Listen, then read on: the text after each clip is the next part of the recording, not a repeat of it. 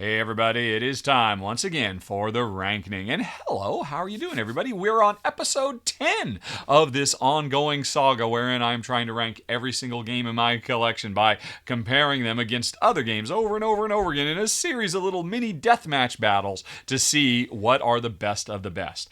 And now, I'm about to talk a little bit about behind the scenes stuff of the making of this show because it seems like every episode I come across there's a new wrinkle as I learn more of the ins and outs of the Pub Meeple ranking engine, or I come up with different ways to describe things. If you don't care about that, if you just want to hear about the games, that's okay. Hit that link down in the show notes there. Because I'm going to talk about this for a few minutes.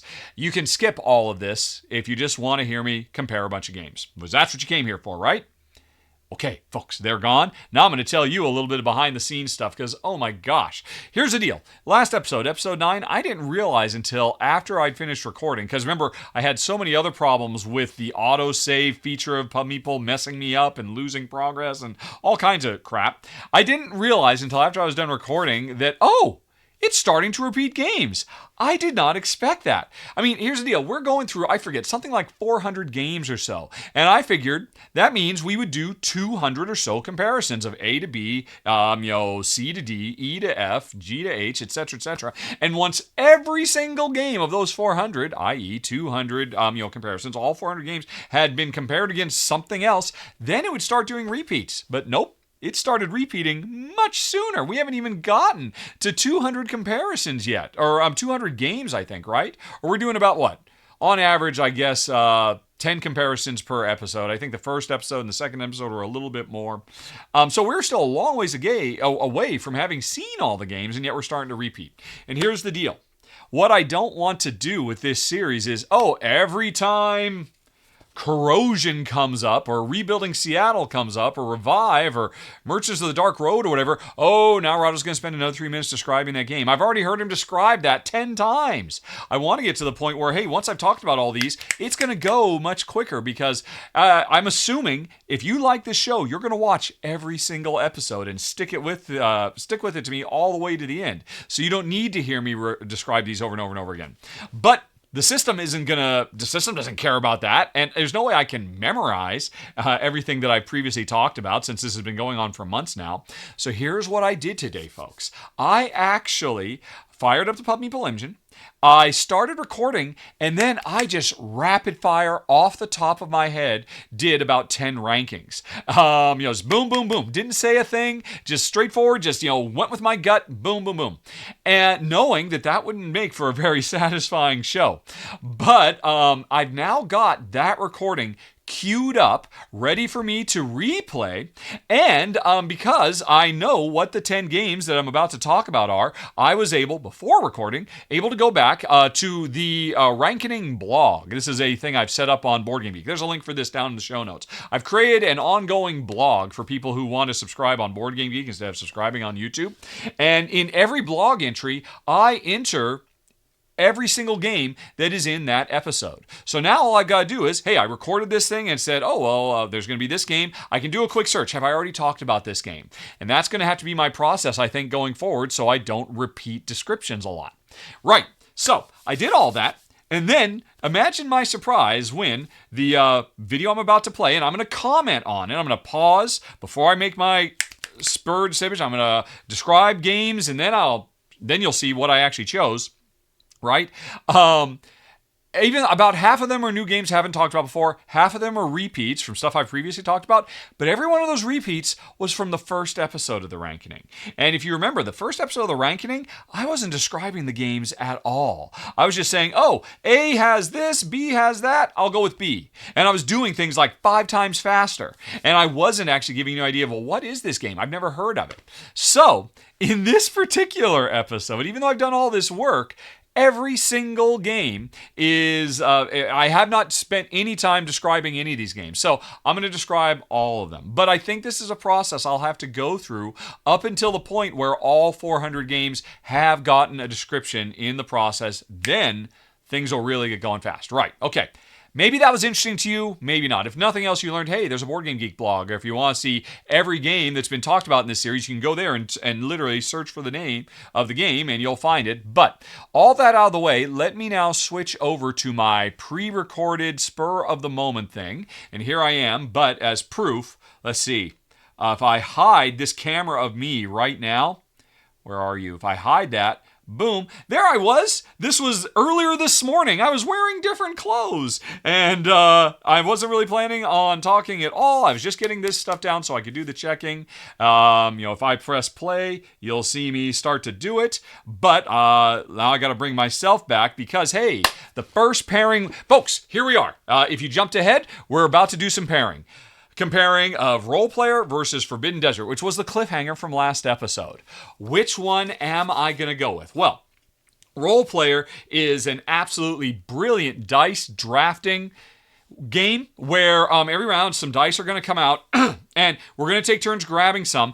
And, the color of the dice and the number on the die are both hugely important because we take these dice and we slot them into literal little slots on our player boards. And our player boards represent Dungeons & Dragons style character generation sheets. Where we're trying to figure out the strength, let's see if I can remember them all. The strength, the intelligence, the wisdom, the dexterity, the constitution, and the charisma. I think those are all the stats. And so each one of those stats is ultimately going to, over the course of several rounds of dice drafting, get 3 dice apiece. The color indicates the stat. The number, of course, indicates the number. So if I get 3 red 6s, boom, my constitution will be 18.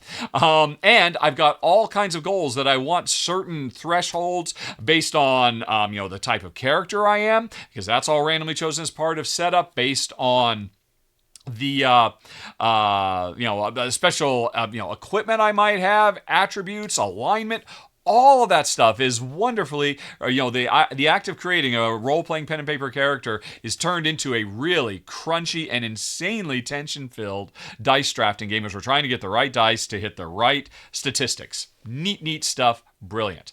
The other one, Forbidden Desert, is the second game in Matt Leacock's Forbidden series. Matt Leacock, of course, was the designer of Pandemic, the most important, influential, cooperative board game in history, I'm just going to say. And he followed that up after doing some other stuff with Forbidden Island, which was kind of like a really super simplified, streamlined, very easygoing light Pandemic for gateway families. Too light for me and Jen, but he followed that up with Forbidden Desert, which took the same core structure of Pandemic by way of Forbidden Island, but made it much more crunchy and incredibly challenging as we're stranded in a Forbidden Desert, moving our meeples around, trying to literally dig our way through sand dunes as they constantly as this shifting sands, because the whole board is kind of like the equivalent of like one of those sliding puzzles you could get, where you're just trying to, there's one empty space and you're sliding tiles around. The tiles of this board are constantly sliding around, and as they do, they get filled up with more and more sand, and we're trying to dig through the sand. It's brilliant. It is one of the best examples I've ever seen of a board game where the board fights back, where the board is an actual living thing. It's not just a static piece of cardboard that you have to maneuver. You have to be really smart and anticipate what the board is going to do. And as you're trying to find all the pieces to build a skyship so you can get out. They're both brilliant. These are both fantastic. And my gut feeling after thinking about it for all of 30 seconds when I pre-recorded this earlier today was, I believe, if I remember correctly, I think I went with, am I unpaused? There we go. Unpaused. I'm going to go with Forbidden Desert. And and now we got to pause again. Shoot! I'm messing it all up. Okay. For folks who skipped, this is a pre-recorded thing. There we go. Pause. Okay. I went with Forbidden Desert. I should have described why. Why? Oh, at least I can rewind. Why Forbidden Desert over Role Player? They're both brilliant. Sorry, folks, I'm trying a new thing today if you skipped over the intro, and I'm trying to figure out how to make it work because of stuff. Anyway, Forbidden Desert is, I prefer cooperative games to competitive games right off the bat. It's a faster game. We could play a game of it in half the time. And while Role Player is a heavier, crunchier game, Forbidden Desert really is deceptively deep too. It does such a great job of success in this game, coming from counting cards, much like the original Pandemic, and anticipating what's the likelihood this thing is going to happen at this point, because you have to prepare your defenses for beating Sun before it comes out. And when you pull off a really smart move in Forbidden Desert, it's just such an amazing feeling. That's why it got the nod as I click on it here. And then we move on to the next pair. Runebound versus Paperback Adventures, which, if you were paying attention, you already saw me reveal which one I'm choosing, but I'm still going to go through the process anyway. So Runebound 3rd Edition is interesting. It's not as good as Runebound 2nd Edition. In fact, I talked about this when I covered Runebound 3rd Edition.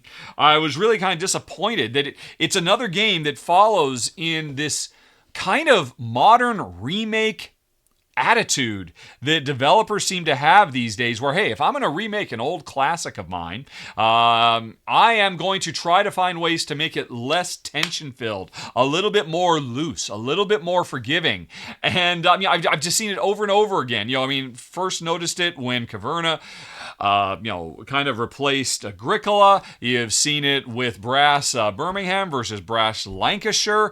Just this month, I saw it with Amsterdam being the sequel to Macau from Stefan Feld. All these designers, when they revisit their classic designs that are full of tough choices and tension, they tend to make them a little bit easier going. And that was certainly true for Runebound 3rd Edition. There were some very cool ideas. And I should say, what is Runebound, 2nd or 3rd Edition? This is a big, expansive, is it Glenn Drover and Martin Wallace who designed it? Are they the team that designed the original and the 2nd edition? I'd have to go back and look it up. But anyway, it's a cool, competitive racing, adventure, fantasy game where there's some threat that's going to destroy the fantasy world, and players start out as little low-level nobodies, and you run around, completing quests, fighting monsters, leveling up, racing to be the one who can actually save the world.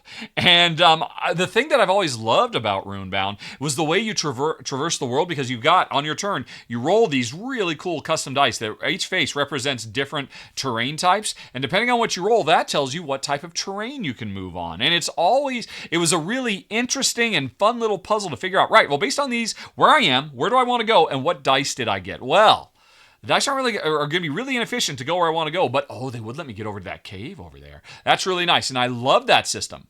I think it's brilliant. And then Runebound 3rd Edition comes out, and it neuters it. It's still there, but it's just less impactful. It's much more easygoing and forgiving. The dice don't really constrain you that much, and that was kind of a disappointment.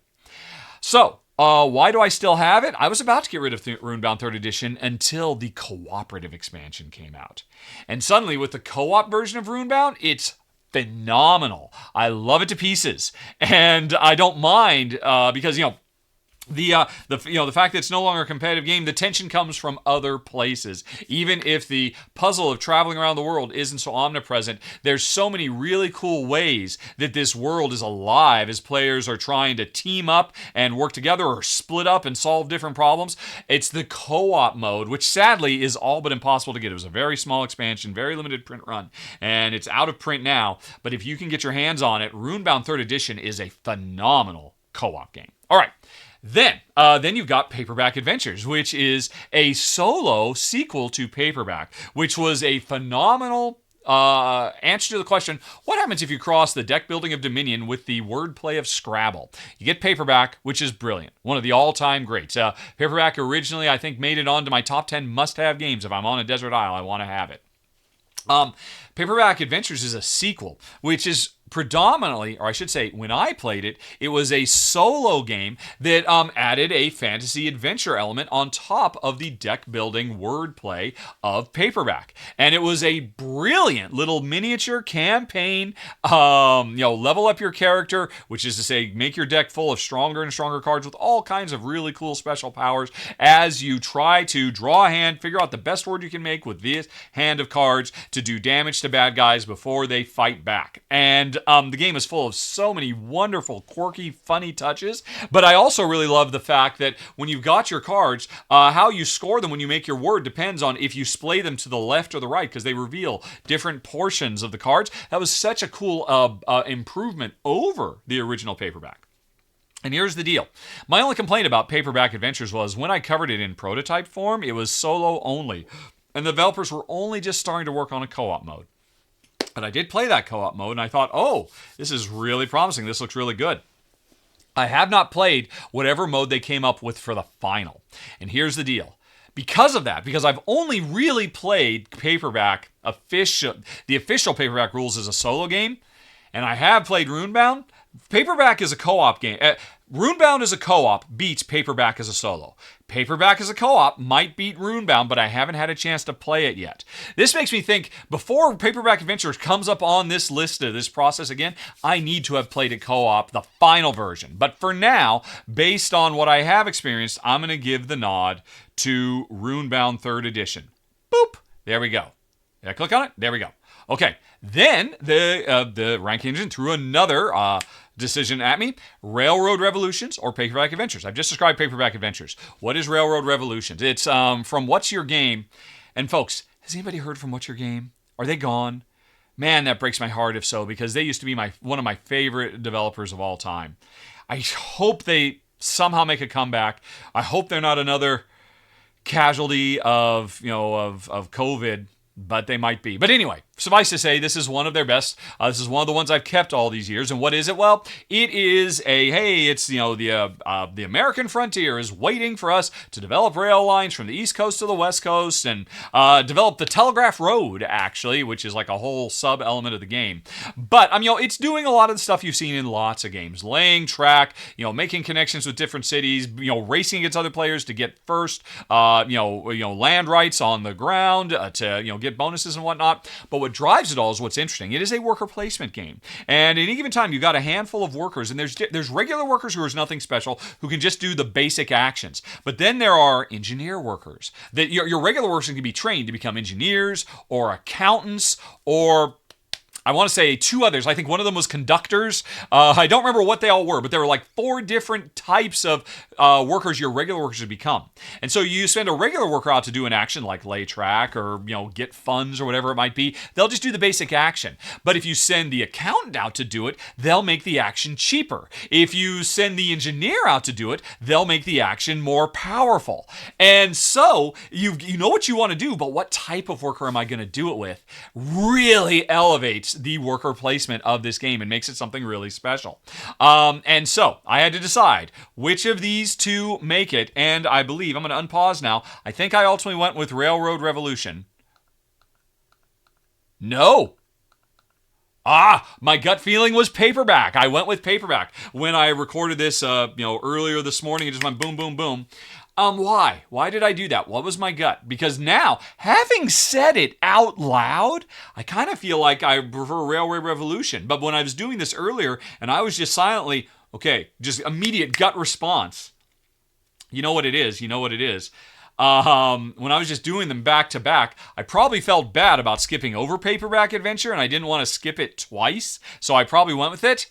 And and to be fair, Paperback Adventures is amazing, is absolutely phenomenal. But Railroad Revolution, I might have cheated Railroad Revolution. I'll have to keep an eye on that when we move forward. Folks, I'm always learning how to better do this ranking show. But anyway, we'll go with Paperback Adventures as the solo experience over Railroad Revolution, and I might be cheating you. What's your game?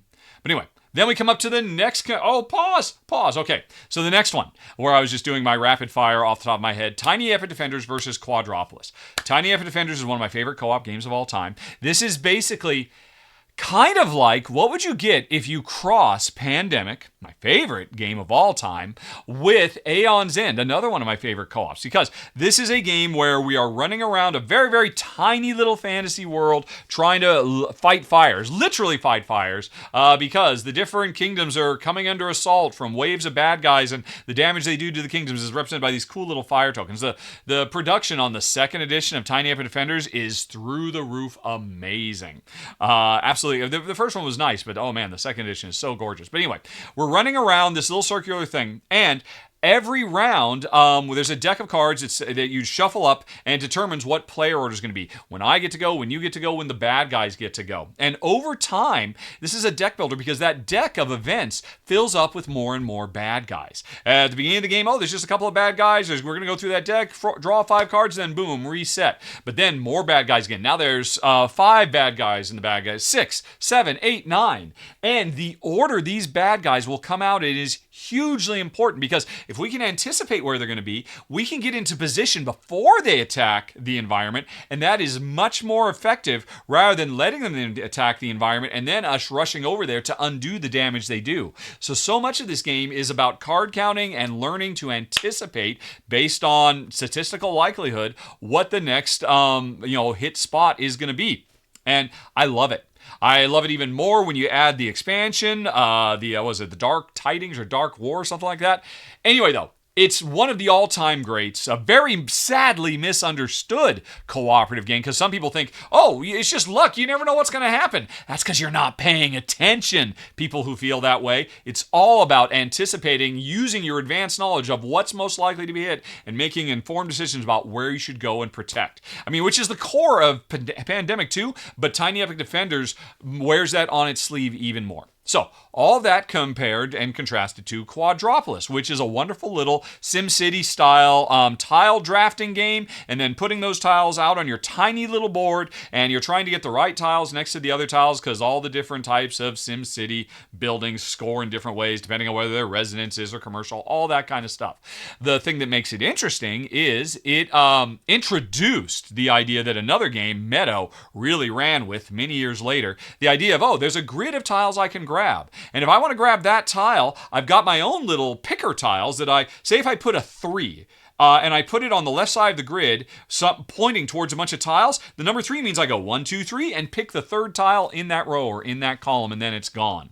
And then that space is blocked. Again, this is done more recently to really great effect with Meadow, but Quadropolis introduced it and did it beautifully. Although, like I said, Meadow really kind of built on it. Meadow is kind of a Quadropolis killer, but Quadropolis is still a lovely, fast-playing little game, and I got to pick one of them. If I recall correctly, when I did this, my gut feeling was Tiny Epic Defenders, in part because Quadropolis has kind of been... do I even need to keep it now that I've got Meadow? I'll have to think about that. This is making me think. This is making me revisit some elements of my collection. But anyway...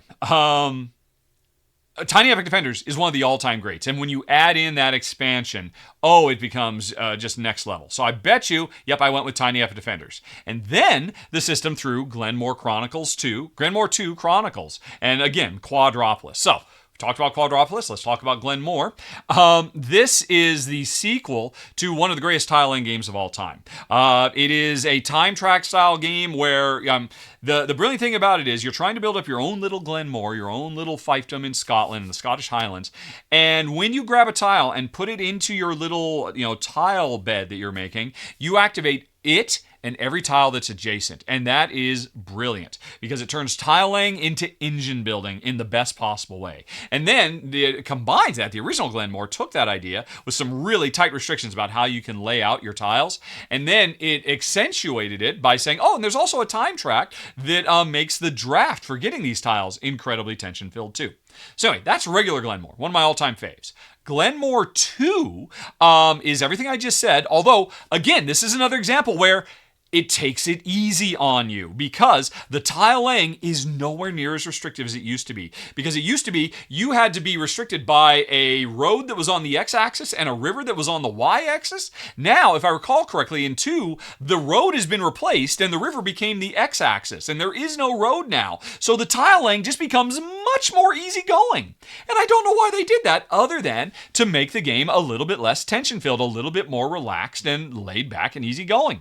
And that's fine, but I like more tension in my games. Now, what did they do instead? They introduced this whole separate board where there's kind of like this area territory grabbing area majority thing with a lot of really cool elements that get added through that. Plus, the Chronicles the game comes with, I forget, like a half a dozen something like that, different little mini modules that you can choose that were designed by a whole big, murderer's row of some of the greatest modern Euro designers, because everybody loves Glen More, so everybody was working on this new Chronicle. So I love how much new stuff is in here. I think it's great. But I always was bothered by the fact that the core gameplay got a little bit weaker, which is why I'm going to give it to Quadropolis as soon as I unpause. And yes, I did. Okay. But then we go on to the next one. Glen More II is up for more, going up against Goblins versus Zombies, which is a very interesting game. There's no better way to describe this than say that this is. Do people remember a few years ago? This was a huge hit of the video game Plants vs Zombies, where you were basically it was a tower defense game where you were trying to lay out plants and grow them, and waves of zombies were coming, and the plants were just trying to destroy the zombies by spitting seeds at them or something like that.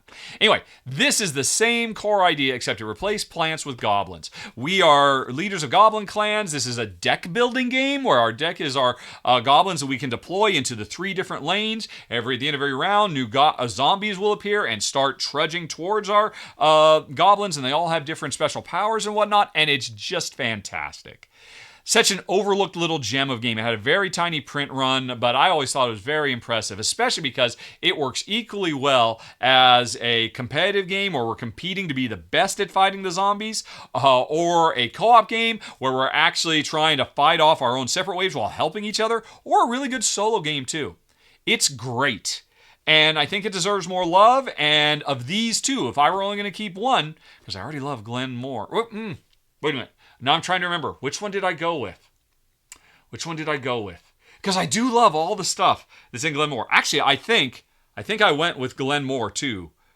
Because, Glen More, even simpler, is still great. And there are so many cool... And actually, Glen More 2 has gotten an expansion now with even more stuff. So I think ultimately I gave it to Glen More just because of the insane depth and breadth of play. Goblins vs. Zombies does one thing, and it does it really, really well. But it's hard to compete with the variety of Glen More Chronicles 2. Is that true? Yep, that's what I went with. Okay, I'm trying to remember what I came up with.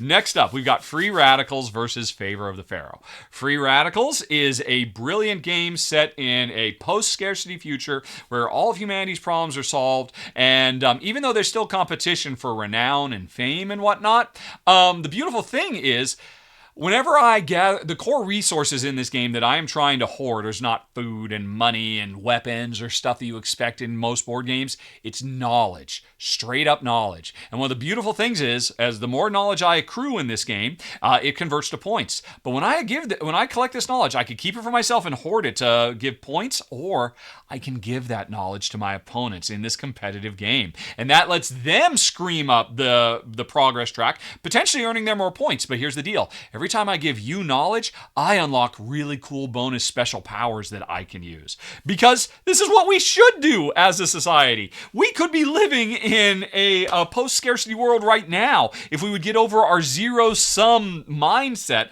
that has been with us since, we were simple cavemen and all that. But anyway, so I love the message of Free Radicals, but then I also love the gameplay because this is 10 different minigames, all that play radically differently. So I'm playing a domino tile laying game. You're playing an adventure game. You're playing a Mancala game, and I'm playing a deck builder. We're all playing our own little games, but then it comes to this central board where we collect and share the knowledge resources we're accruing in our own little mini games and trying to compete there. It's fantastic. One of the all-time grades and made my top 10 of the year. It's going to be pretty tough for Favor of the Pharaoh to beat it. But let's give Tom Lehman his due, because Favor of the Pharaoh is freaking brilliant. It's a largely abstract game, and it's Yahtzee. And it's actually a sequel to a game that Tom had done many, many years ago. Can't remember the name of it. I want to say King was in the title of the original one, or something like that. King's Domain? Anyway, though, doesn't matter. Favor of the Pharaoh is the one I kept. And this is a game where you start out where you're rolling, you roll, re-rolls, Yahtzee style, and you're doing it because there's a randomly set up board that we are trying to climb our way to the top of, and it's actually a grid of all of these different progress markers we can make as we try to gain the favor of the Pharaoh by making it to the top of these columns in this grid. And to make it, the milestones to get to these and climb higher and higher and higher, because the higher we climb, the more dice we get to roll. Different types of dice, different ways we can combine. But to be able to climb up, we have to, hey, I got to get 2 pair to make it from this space to this space, or I got to get 3 of a kind, or I got to get a whatever it might be. And it's great. It's, like I said, pretty abstract, but so much replayability, really sharp. Watch my run-through. Turn on the Cliffhanger subtitles, because I did make one very big goof during setup for the way the board is set up. But still, I think you get a good sense for how the gameplay works. And honestly, I think the way I set it up is kind of a cool variant. That maybe even makes the game a little bit better. But regardless, Favor of the Pharaohs is a wonderful and gorgeous. The components, the dice are lovely, even if it is a pretty abstract game. And with everything I just described, I don't think it's going to be too terribly surprising, folks, that Free Radicals gets the nod. Yep. But now, let's compare Favor of the Pharaoh to First Class. All aboard the Orient Express. And now, I don't remember the name. I want to say the name, is it Helmut Ole? Something like that? Anyway, the designer of First Class All Aboard the Orient Express, or one of the co-designers, is known for doing 18XX, super heavy, crunchy, meaty, train simulations. And this is not a super heavy, crunchy. This is a nice little mid-weight Euro that kind of strips away all of the Byzantine complexity and just says, hey, I'm trying to build up my best rail. You don't even never lay track in this game. Instead, you're just trying to build up your actual rail lines, as represented by getting more and more cars on. I think you're building 2 different trains and getting more cars that have different types of, more passenger cars or cargo freight cars or whatnot. And all these things that you're trying to build up your best rail lines are done through drafting cards from a big grid. If I recall correctly, it's like, I don't know, a 3x5 or a 3x... I want to say 3x7. I haven't played this game for years. Like I say, it's 3 rows, 7 columns. Picture this big grid of cards, and here's the deal. On your turn, you can grab any one of those cards, and you want every single one. Every card is incredibly valuable. Every card is incredibly powerful. But here's the deal. You got to pick one, and it'll let you, do various other things. Build up your train, move forward on, progress tracks, all kinds of stuff. Because there's several different types of cards. So I take a card, and then it's somebody else's turn, they take a card. It comes back to me, yes, the card I wanted is still there. Oh, I can combo these 2 well together. But here's the deal. In a given row of 7 cards, if I recall correctly, in a 2-player game, and the number of players represent, there'll be a bigger grid with more players. But in a 2-player game, once 2 cards, or maybe it was 3 cards, had been taken from a row of 7, the remaining cards, let's say it was 3. Once 3 cards have been taken from a row, the other 4 cards instantly disappear. And so this puts such an incredibly powerful, palpable sense of tension as you're so desperately, please let this be there when I get around to my next turn, because things just disappear so quick. And you can make gambles and say, okay, I'll grab this card, it's nice, but without this other card, it's not going to do what I want. Will that other card be there? Because if there's a 1 in 3 chance, it's going to disappear. Because I can see if one more card gets taken from that line, and Jen might take one, then so am I going to take that gamble? It's awesome. I think these are both great games, but the First Class is more thematic. It is more tension-filled. It is more interactive, I guess. I'm going to give it, if I recall correctly, to First Class. All aboard the Orient Express. Did I do that? Yes, I did, after thinking about it. Okay, now we've got 2 new ones to talk about. Akrotiri versus Eminent Domain Microcosm. Okay, Akrotiri is that rarest of beasts, a pick-up and deliver game that we actually enjoy. And that's because we don't like pick-up and deliver games because so much of the gameplay is about board traversal, and board traversal is not our favorite thing to do. Spending an entire turn just, I'm going to move 3 steps, and I got to do that 2 more turns before I will eventually get where I need to go to pick up the thing, and then I got to do it for 3 more turns to deliver. Pick up and deliver, standard bog vanilla pick up and deliver is boring as all get out. But what makes Akrotiri's pick up and deliver great is we move at warp speed in the I think it's the Aegean Sea and the early Greek Isles, if I recall correctly, as the board builds over time, because there's a tile laying game too, as we're laying more tiles to create more islands in the Aegean. And these islands produce different things. They want different things. But when I decide to move my ship, it can go as far as it wants in just a single action, pick stuff up, and then go as far as I want. It's just super duper hyperspeed. So if you're going to do pick up and deliver, do it that way. You'll make it to where your vehicle is effectively a teleportation machine, and then we don't mind the pick up and deliver so much. But that's not what makes the game cool. What makes the game cool is why we're laying tiles to try to build up the archipelago of all these different islands, because we have cards that are kind of treasure maps saying, okay, you can get this treasure if you move your ship to an island that is north of 3 green islands, let's say. So now, because I've got this secret goal, I'm trying to make a green island, or an island that is north of 3 green islands. Right, okay. There's a green island over there. If I can get this, I'll put this green island over here. Now, if I can just get one more green island and put it south of the other 2, this one will be north of them, and I can get there and get my power. So you've got this really cool system of like objectives, and everybody's got their own, and it's really, really, really freaking good. Okay, so let's talk about Eminent Domain, Microcosm. Eminent Domain is a wonderful deck builder that's kind of crossed with the following actions of, Race for the Galaxy and San Juan and Puerto Rico and all that, but combines it with a really brilliant deck builder. Eminent Domain Microcosm took the Eminent Domain setting and card game, but stripped it down into a little microgame. This is back when microgames were hot, and all publishers wanted a microgame. This was one of them from Tasty Minstrel, may they rest in peace, and it was very, very good, because I forget, the game comes with 18, 20 cards or something like that. It's a deck builder, but you start out with no deck. On your turn, you draw a card from the public display, and it goes in your hand, and then you can play a card from your hand, or you can recover your discard pile. That's it. And what you're doing is you're grabbing cards that let you claim planets as part of the expansion of your Eminent Domain, which is what EMDO has always been. And the interesting thing is, once you claim a planet, it's face down. Nobody else knows what it is. I get to know what it is. When I eventually reveal it, then everybody knows, what I'm getting out of it. It's a really good game. There's a surprising amount of crunch in a fast-playing little, 18 or 20 card micro game, and it's amazing that you could actually make a compelling deck builder out of so few cards. A deck builder where you start with no deck, you build from nothing. It's neat, it's fast, and surprisingly, even though there is a little bit of take that, because players can try to take over, they can attack my planet that I've previously gotten or whatever. It's so fast that Jen and I didn't mind the take that too much. At least I remember not minding it. So that's a real feather in Eminent Domain's cap. But still, it does have player versus player. So of course, no surprise, I went with Akrotiri. Right? Did I? Yes, that's what I did. But then we have Railroad Ink. Deep Blue or Deep Red, or since then Deep Yellow and Deep Green, any of the Railroad Ink games versus Eminent Domain Microcosm.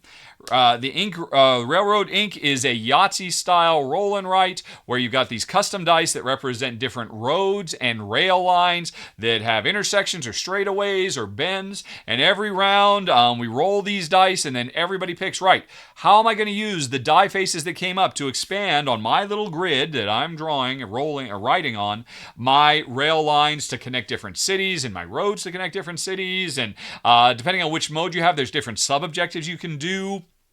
The deep blue one has to do with water and dealing with rivers and lakes. The red one has to do with volcanoes and meteors. The yellow one has to do with deserts, and the green one has to do with forests, I guess. It's been a while since I played. But anyway, it's a great series, really wonderful. One of the best deck builders out there. Everybody goes on and on and on how great Cartographers is. I'd play Railroad Ink. Deep Blue any day of the week, which is why I think of these two, I gave it, yes I did, to Railroad Ink. Okay, moving on. Let's talk about... No! I didn't pause! Oh, I'm spoiling everything! Oh! Shoot! Gosh darn it. I need to make a bigger... All right, let's try this again. There we go. Pause! Jeez. Sorry, folks. Again, if that made no sense to you because you skipped my opening explains why that happened. But I'm getting better at it. I'll get the hang of this. Anyway, though, Four Gardens versus Voyages. Four Gardens is a very, very simple gateway-style game about harvesting resources and then spending them to fulfill recipes to get points. Seen a lot of games like this. What makes Four Gardens special is the way we harvest resources, because in the center of the table there is this beautiful three-dimensional tower that has 4 floors. Each floor can be rotated independently. And when you're going to harvest stuff, you look at the 4 faces faces of this tower that are facing you, and that's what you can grab. But the card you play on a turn determines whether you're going to grab from the top or the bottom and get a bunch of stuff or a little bit of stuff. And then you're trying to gather these resources, and you have incredibly harsh, restrictive storage for these resources too, so that you can then convert those resources into scoring points in various sundry ways.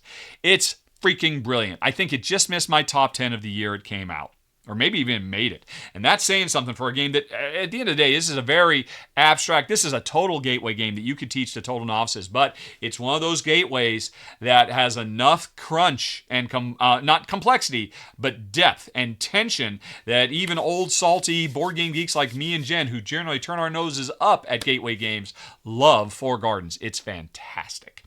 Voyages is an interesting thing. This was a roll and write.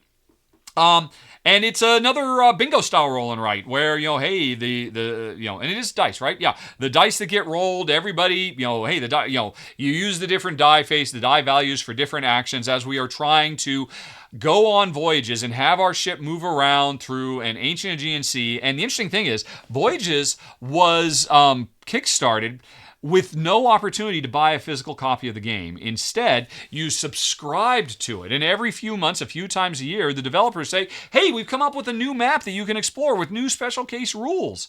And, thank you for the, whatever it was, $5 you spent to get your subscription. And I love that idea. I have to admit, I have not seen a new Voyages map, because I am subscribed. I haven't seen a new one come out for quite a while. Was there only a fixed number they were ever going to make? I'm not quite sure. Honestly, so anyway, these are the two are going up against. A really nice roll and write, bingo-y style game versus an amazing gateway with a really sharp gimmick for harvesting goods.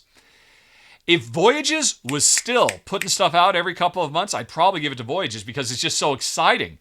But it's kind of dried up. So I'm going to go with the eternal replayability of Four Gardens, I think. Yes, I did.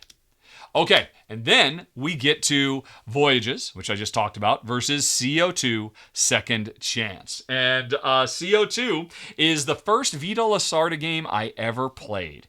And it's still one of my absolute favorites from the man.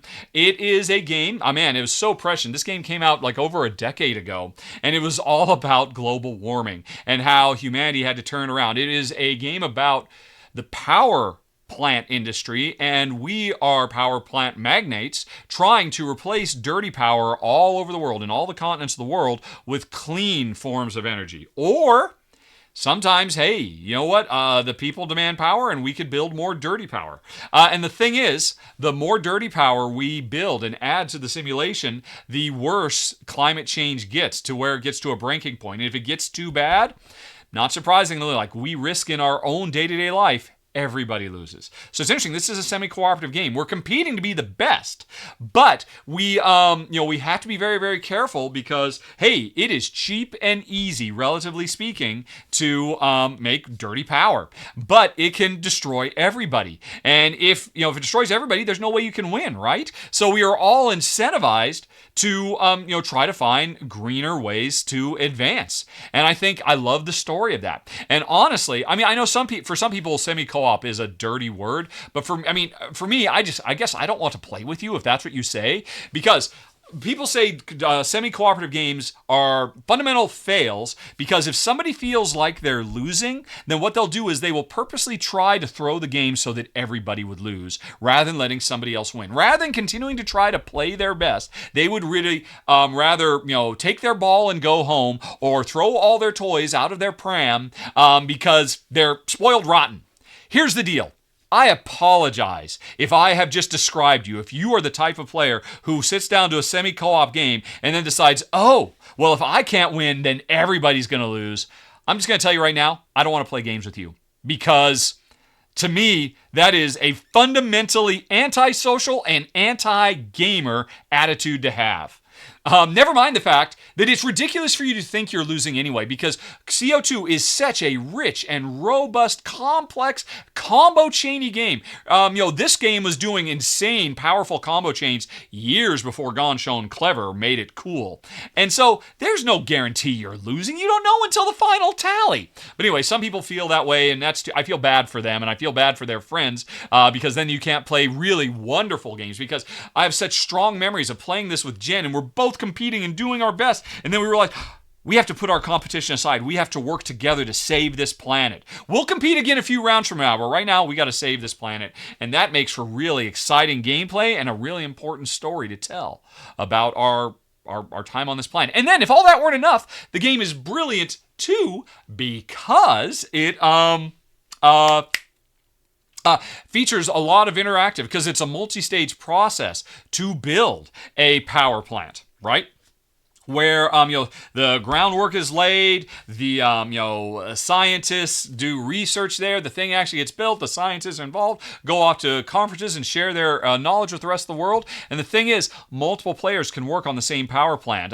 Me doing the groundwork could then let you set up to do the next stage. And I love that interplay in a competitive game. This is something that Vital has since revisited in his most recent design.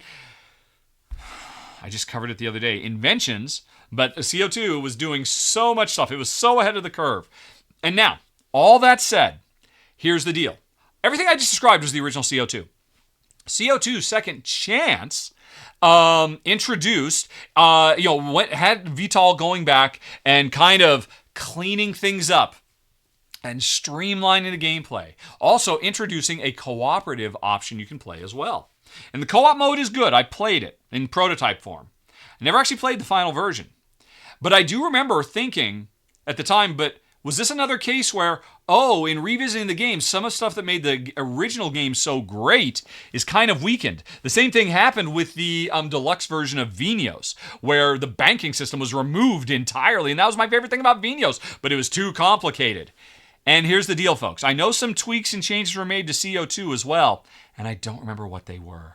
So very sadly, it is at this point that I am going to leave you with a cliffhanger after spending all that time describing all of that stuff. But here's the deal, folks. I need to go back and do some more research, because all I can think of is my experience playing the original CO2. So, did CO2 Second Chance drop in my estimation? We'll find out in episode 11 of the Rankening. Folks, if you've enjoyed this, well, I hope you did. There are a whole bunch more options. You can hit that to hit the playlist and see all the earlier episodes. You can subscribe to the channel so you won't miss the next Rankening 2 weeks from now. And then there's some other stuff. Phew. Oh, man. I am done, folks. You got to click a thing because we're out of here. And I'm going to do some post-morteming and figure out if this was a good way to film, as I got some planning to do for the next Rankening. Okay, folks. Click!